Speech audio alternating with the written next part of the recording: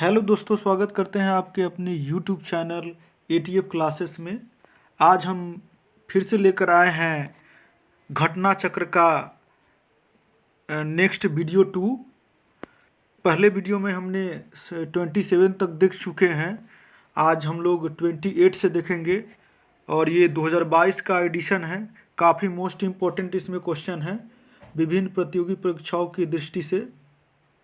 तो शुरू करते हैं 28 से।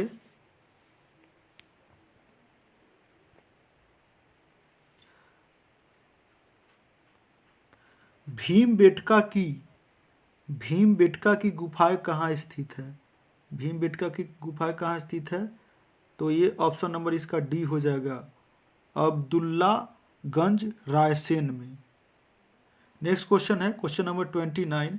भारत में किस शिलाश्रय से सर्वाधिक चित्र प्राप्त हुए हैं?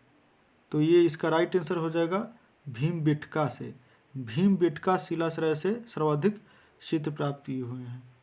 नेक्स्ट क्वेश्चन है क्वेश्चन नंबर 30।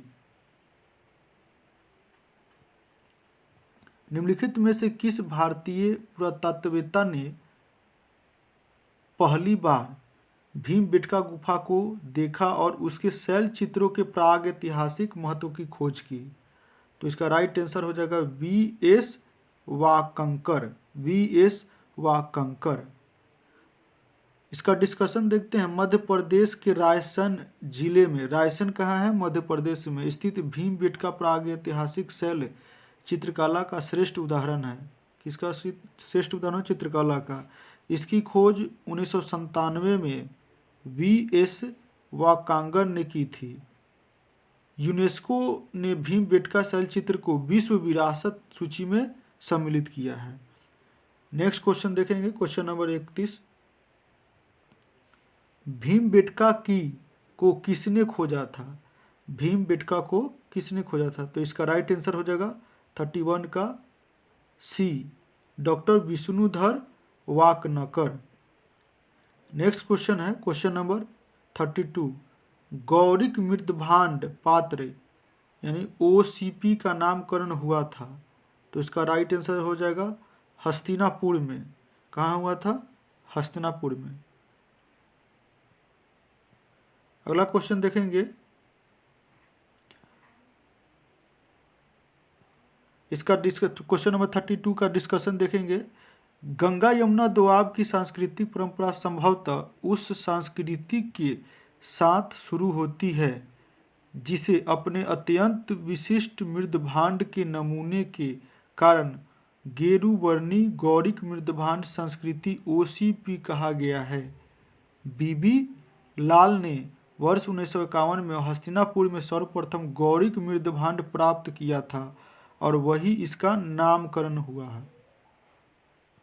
नेक्स्ट क्वेश्चन है क्वेश्चन नंबर 33। ताम्रसम काल में महाराष्ट्र के लोग मृतकों को घर के फर्श के नीचे किस तरह रखकर दफनाते थे? तो इसका राइट आंसर हो जाएगा 33 का ए, उत्तर से दक्षिण की ओर। किधर से? उत्तर से दक्षिण की ओर। इसका डिस्कशन देखेंगे। महाराष्ट्र की ताम्रपाषाण कालीन संस्कृति जोड़वे संस्कृति के निवास दामाबाद, कोठे, चंदौली और इनाम गांव आदि पुरास्थलों में घरों से मृतकों की अस्त कलश में रखकर उत्तर से दक्षिण स्थित में घरों के फर्श के नीचे दफनाए जाने के साक्ष्य मिले हैं। कब्र में मिट्टी की हड्डियां और तांबे की कुछ वस्तुएं भी रखी जाती है। चलिए नेक्स्ट क्वेश्चन देखेंगे क्वेश्चन नंबर 34।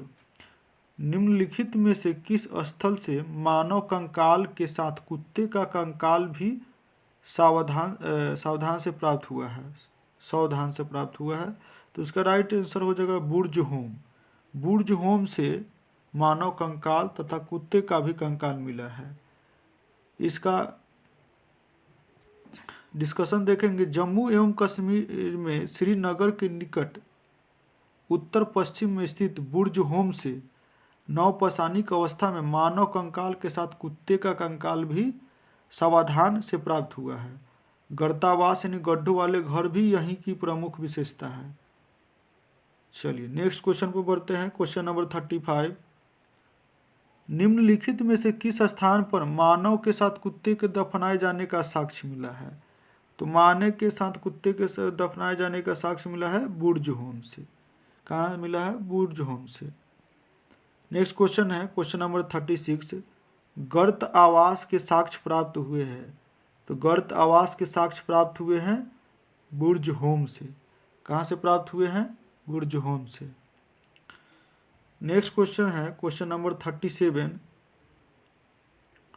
निम्नलिखित युग्मों पर विचार कीजिए। ऐतिहासिक स्थान का नाम दिया हुआ है, ख्याति का कारण दिया हुआ है। नंबर 1 में है बुर्ज होम, 2 में है इसके जस्ट और चंद्रकेतुगढ़, 3 में है गणेश्वर, ख्याति कारण में है शैलकृत देव मंदिर, टेराकोटा कला, ताम्र कलाकृतियाँ। तो इसका राइट आंसर हो जाएगा 2 में है यानी कि चंद्रकेतुगढ़ टेराकोटा कला ख्याति के कारण है, और एक गणेश्वर जो ताम्र कलाकृतियों के कारण है। चलिए इसका डिस्कशन देखेंगे। बुर्ज होम नामक नौपसानिक पुरास्थल जम्मू कश्मीर केंद्र शासित प्रदेश में अवस्थित है। तो बुर्ज होम नौपसानिक पुरास्थल कहाँ स्थित है? जम्मू कश्मीर केंद्र शासित प्रदेश में। पुरास्थल की खोज 1935 में डी टेरा एवं पीटरसन ने की थी। इस पुरास्थल से गर्तावास के साक्ष्यों की प्राप्ति हुई। चंद्रकेतुगढ़ पश्चिम बंगाल प्रांत में स्थित प्रमुख ऐतिहासिक पुरातात्विक पुरास्थल है। तो चंद्रकेतुगढ़ कहाँ स्थित है? पश्चिम बंगाल में प्राप्त स्थित एक प्रमुख ऐतिहासिक पुरातात्विक स्थल है जो विद्याधारी नदी के तट पर अवस्थित है। यहाँ से ऐतिहासिक काल के टेराकोटा कला के कई उदाहरण प्राप्त हुए हैं जो तत्कालीन शिल्प कौशल की एक असामान्य विशेषता प्रदर्शित करता है। गणेश्वर राजस्थान प्रांत में स्थित एक प्रमुख ताम्र पाषाणिक पुरास्थल है। गणेश्वर राजस्थान प्रांत में स्थित एक प्रमुख ताम्र पाषाणिक पुरास्थल है। इस पुरास्थल की खोज राजस्थान विश्वविद्यालय के पुरातत्व विभाग के प्रोफेसर रतन चंद्र अग्रवाल ने की थी। इस पुरास्थल से दोहरी पेंचदार सिरे वाली ताम्र बानग्र, मछली पकड़ने का कांटा तथा विभिन्न प्रकार के मृद भांड प्राप्त हुए हैं। चलिए अगले क्वेश्चन की तरफ बढ़ेंगे। क्वेश्चन नंबर है 38, विंध्य क्षेत्र के किस शिलाश्रय से सर्वाधिक मानव कंकाल मिले हैं? तो इसका राइट आंसर हो जाएगा लेखहिया। लेखहिया से विंध्य क्षेत्र के शिलाश्रय से सर्वाधिक मानव कंकाल मिले हैं। इसका डिस्कशन देखेंगे। Doctor JN. पांडे की पुस्तक पुरातत्व विमर्श के अनुसार विंध्य क्षेत्र के लेखहिया के शिलाश्रय संख्या 1 से मध्य पाषाणिक लघु पाषाण उपकरणों के अतिरिक्त 17 मानव कंकाल प्राप्त हुए हैं, जिनमें से कुछ सुरक्षित हालात में हैं तथा अधिकांश क्षत विक्षत अवस्था में प्राप्त हुए हैं। अमेरिका के ओरेगॉन विश्वविद्यालय के जॉन आर लुकास के अनुसार लेखहिया में कुल 27 मानव कंकालों की अस्थियां मिली है। चलिए अगले क्वेश्चन की तरफ बढ़ेंगे। क्वेश्चन नंबर है 39, नीचे दिए गए कथन दिए गए एक को अभिकथन ए तथा दूसरे को आर कहा गया है। अभिकथन ए में है विंध्य क्षेत्र के पाषाण युगीन लोगों ने नूतन भूतल काल के अंत में गंगा घाटी प्रवचन किया है। इसका और आगे देखेंगे। प्रवचन किया है, कारण कह रहा है जलवायु परिवर्तन के कारण इस काल में शुष्कता का चरण था। नीचे दिए गए कूट से सही उत्तर का चयन कीजिए। तो इसका राइट आंसर हो जाएगा ए, ऑप्शन ए, यानी ए और आर दोनों सही है तथा आर ए का सही व्याख्या करता है। चलिए इसका डिस्कशन देख लेते हैं। जी आर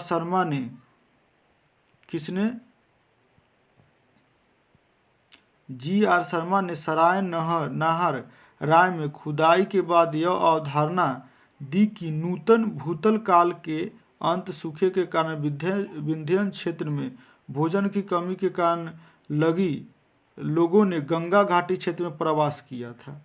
चलिए नेक्स्ट क्वेश्चन की तरफ बढ़ेंगे। क्वेश्चन नंबर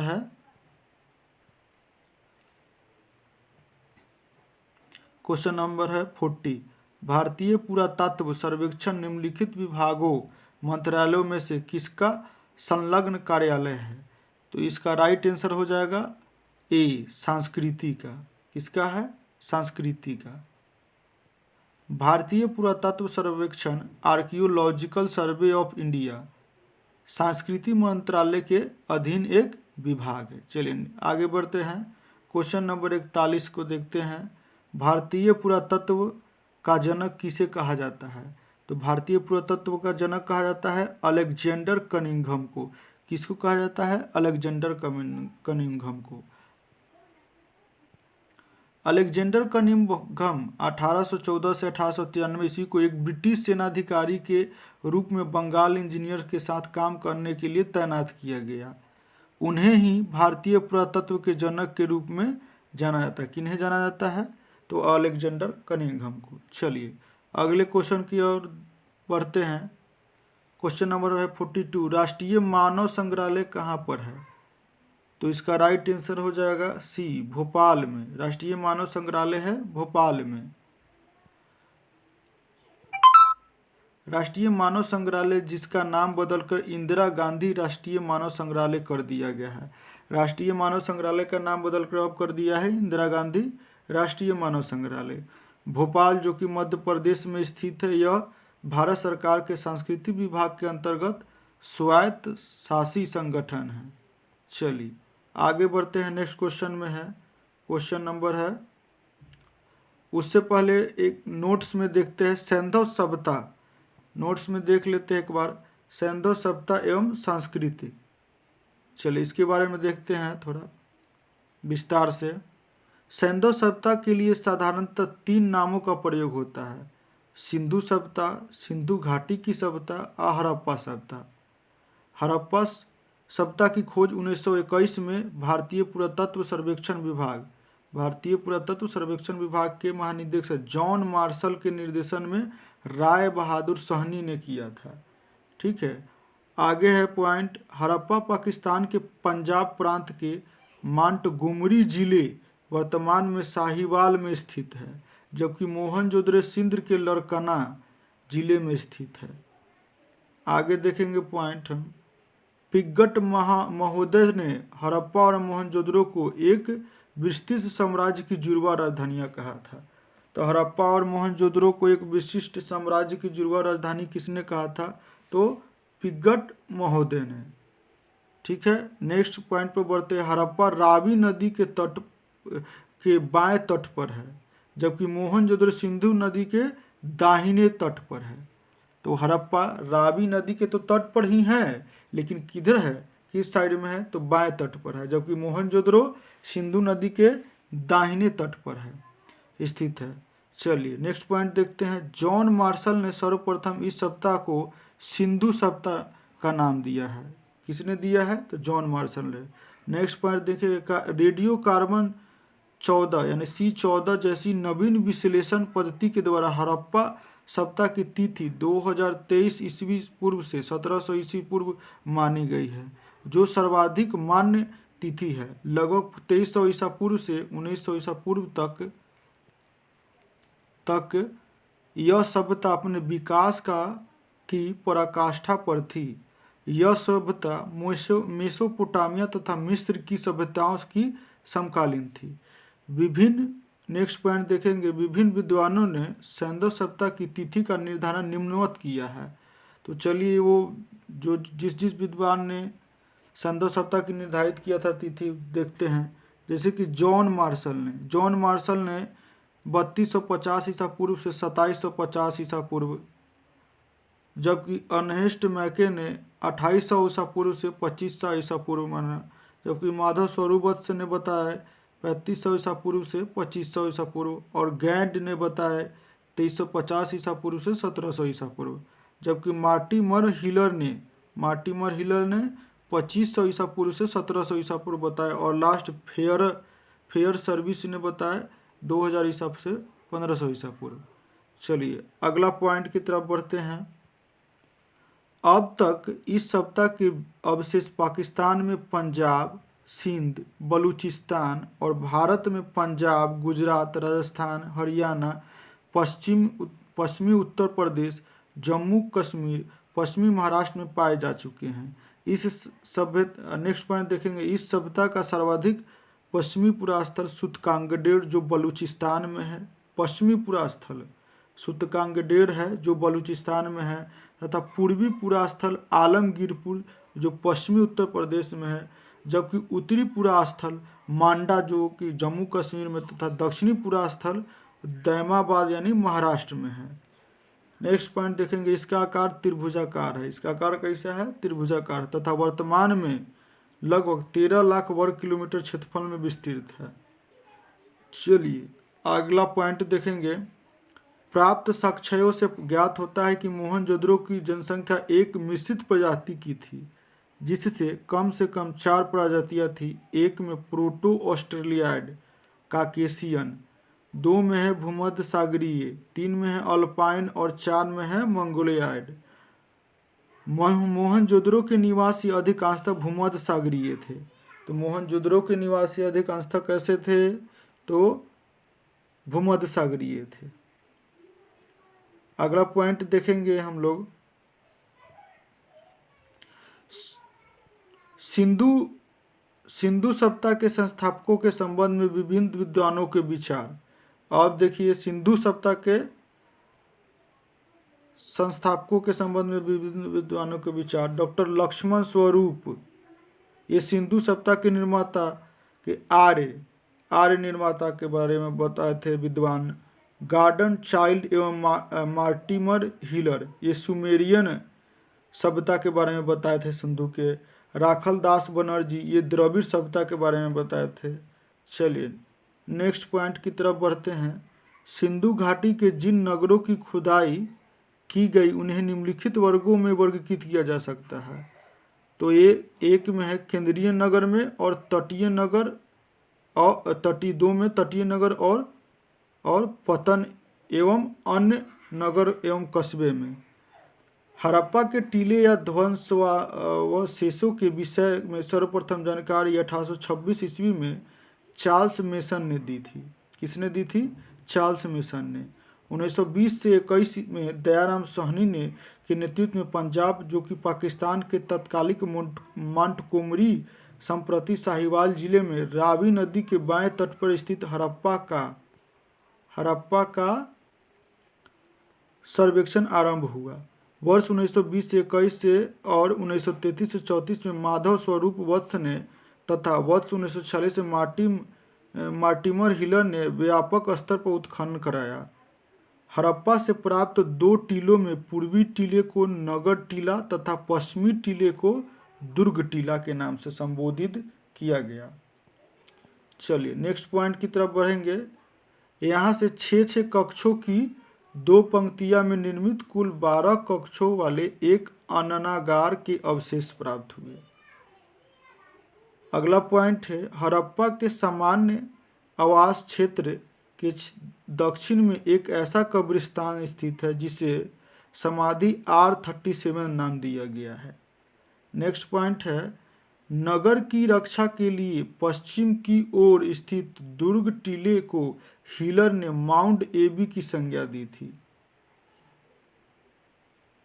नेक्स्ट पॉइंट देखेंगे, इसके अतिरिक्त यहाँ से प्राप्त कुछ अन्य महत्वपूर्ण अवशेषों में एक बर्तन पर बना मछुआरे का चित्र, शंख का बना बैल, स्त्री के गर्भ से निकला हुआ पौधा जिसे उर्वरता की देवी माना गया है, पीतल का बना इक्का, ईंटों के वृत्ताकार चबूतरे, गेहूं तथा जौ के दानों का अवशेष प्रमुख है। चलिए नेक्स्ट पॉइंट देखते हैं। सिंधी भाषा में मोहनजोदड़ो का शाब्दिक अर्थ है मृतकों का टीला। क्या शाब्दिक अर्थ है सिंधी भाषा में मोहनजोदड़ो का? तो मृतकों का टीला। सिंध प्रांत के लरकना जिले में स्थित सिंधु नदी के दाहिने तट पर स्थित मोहनजोदड़ो की सर्वप्रथम खोज राखल दास बनर्जी ने वर्ष 1922 में किया था। नेक्स्ट पॉइंट देखेंगे, मोहनजोदड़ो का सर्वाधिक उल्लेखनीय स्मारक बृहद स्नानागार है। कौन है? बृहद स्नानागार। इसकी लंबाई उत्तर से दक्षिण की ओर लगभग 55 मीटर और चौड़ाई पूर्व से पश्चिम दिशा की ओर लगभग 33 मीटर है। इसके मध्य निर्मित स्नान कुंड की लंबाई 11.8 मीटर और चौड़ाई 7.01 मीटर और गहराई 2.43 मीटर है। नेक्स्ट पॉइंट देखेंगे, यह विशाल स्नानागार धर्मानुष्ठान संबंधी स्नान के लिए था। मार्शल ने इसे तत्कालिक विश्व का एक आश्चर्य निर्माण कहा। नेक्स्ट पॉइंट देखें, सिंधु सभ्यता में अभिलेख युक्त मुहरें सर्वाधिक मोहनजोदड़ो से मिली है।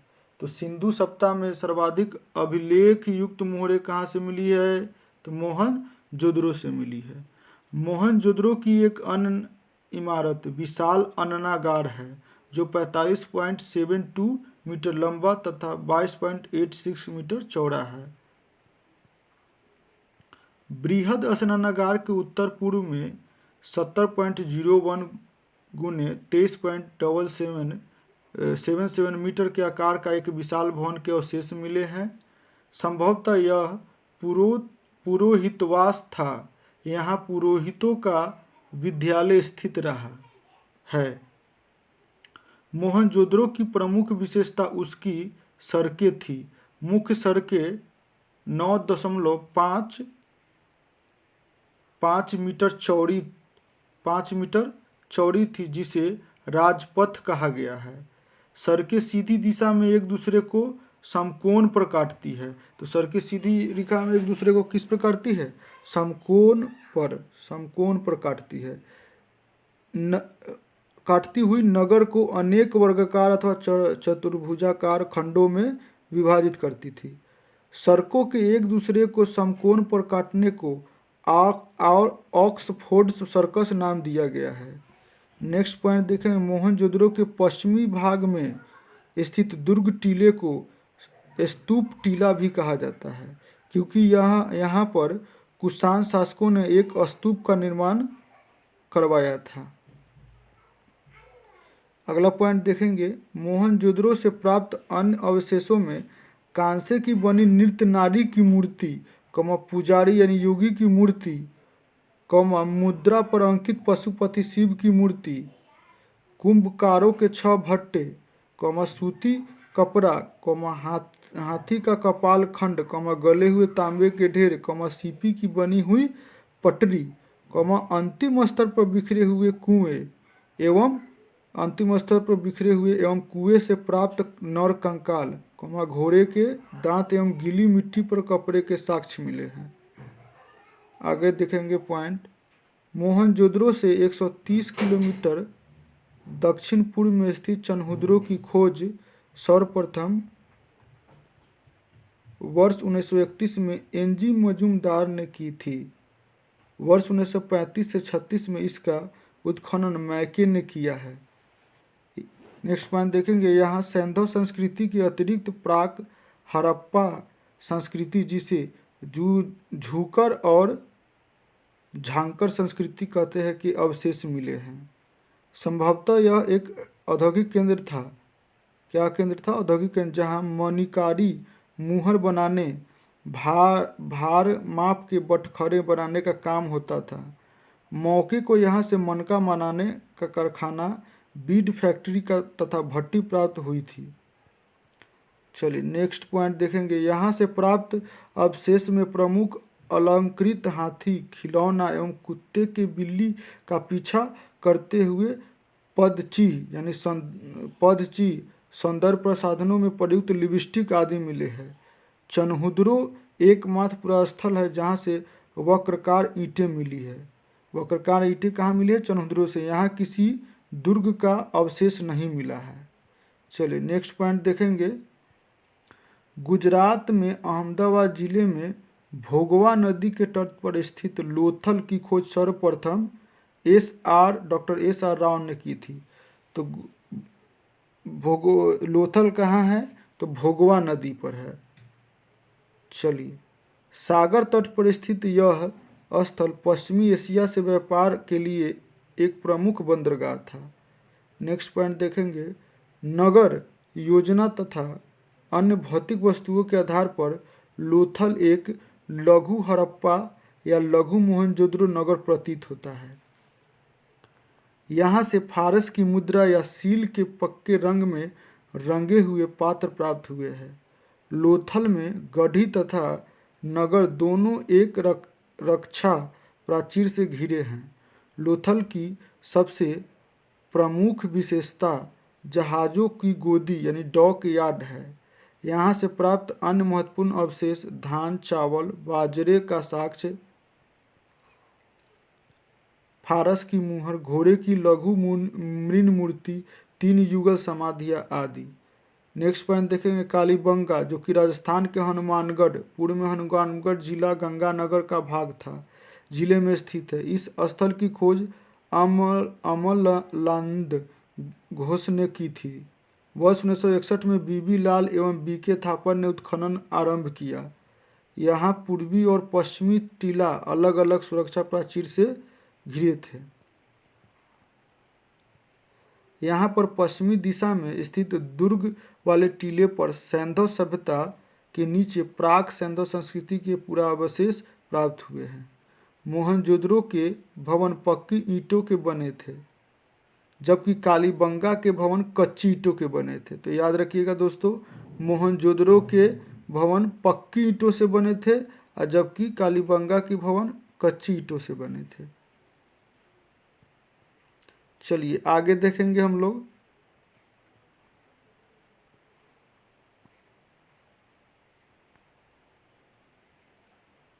चलिए नेक्स्ट पॉइंट है,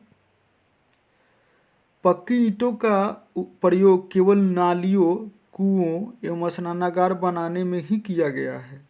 यहाँ से जुते हुए खेत के साक्ष्य मिले हैं, जिसकी जुताई आड़ी तिरछी की गई है। मोहनजोदड़ो एवं हड़प्पा के समान यहाँ से दो टीले मिले हैं जो सुरक्षा दीवारों से घिरे हैं। नेक्स्ट पॉइंट देखें, पूर्व की ओर स्थित टीला बड़ा जबकि पश्चिम की तरफ स्थित टीला छोटा था। पश्चिम टीले को कालीबंगा प्रथम नाम दिया गया। पश्चिम टीले को कालीबंगा प्रथम नाम दिया गया। यहाँ से भूकंप आने का साक्ष्य मिला है। दुर्ग या गाढ़ी वाले टीले के दक्षिणी अर्ध भाग में 5 या 6 कच्चे ईंटों के चबूतरे बने थे। एक चबूतरे पर अग्निकुंड कुआं तथा पक्की ईंटों का बना एक आयताकार गर्त था जिसमें पशुओं की हड्डियां थी। दूसरे चबूतरे पर 7 अग्निकुंड या वेदिकाएं एक पंक्ति में बनी थी। नेक्स्ट पॉइंट देखें, यहाँ से सेल खड़ी तथा मिट्टी के मुहरे एवं मृदभांड के टुकड़े मिले हैं। तो ध्यान दीजिएगा दोस्तों, यहाँ से सेल खड़ी, मिट्टी के मुहरे, मृदभांड के टुकड़े मिले हैं। चलिए अब धौलावीरा के बारे में पढ़ेंगे। धौलावीरा गुजरात के कच्छ के रण में अवस्थित है। सर्वप्रथम वर्ष 1967 से 68 में इसकी खोज जेपी जोशी ने की थी। वर्ष 1990 से 91 के दौरान आर.एस. बिष्ट द्वारा व्यापक पैमाने पर उत्खनन कार्य प्रारंभ किया गया। यह नगर आयताकार बना था। इस नगर को 3 भागों किला, मध्य नगर, निचला नगर में विभाजित किया गया था। यहाँ से एक विशाल जलाशय मिला है। यहाँ के निवासी एक उन्नत जल प्रबंधन व्यवस्था से परिचित थे। यहाँ से हड़प्पा लिपि के बड़े आकार के 10 चीहों वाला एक विशेष शिलालेख मिला है। सुरकोटदा के बारे में पढ़ेंगे अब दोस्तों। गुजरात के कच्छ जिले में स्थित है सुरकोटदा। यह नगर 2 दुर्गीकृत भाग गढ़ी तथा आवास क्षेत्र में विभाजित था। यहाँ के कब्रिस्तान से कलश सावधान के साक्ष्य मिले हैं।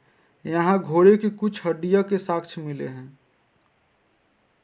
चलिए अब दैमाबाद के बारे में पढ़ेंगे। दैमाबाद महाराष्ट्र के अहमदनगर जिले में प्रवरा नदी के बाएं किनारे पर स्थित है। यह सैंधव सप्ताह का सबसे दक्षिणी स्थल है। यहाँ से रथ चलाते हुए मनुष्य सांड गैंडे की आकृति प्राप्त हुई है। यहाँ से कुछ मृदभांड सैंधव लिपि, एक मुहर, तस्तरी, प्याले आदि के साक्ष्य प्राप्त हुए हैं। चलिए राखी गाड़ी के बारे में पढ़ेंगे। तो राखी गढ़ी हरियाणा के हिसार जिले में घग्गर नदी के किनारे स्थित है। इस स्थल की खोज वर्ष 1969 में सूरजभान ने की थी। किसने की थी? सूरजभान ने। यह नवीनतम शोधों के अनुसार सबसे बड़ा सैंधव स्थल है।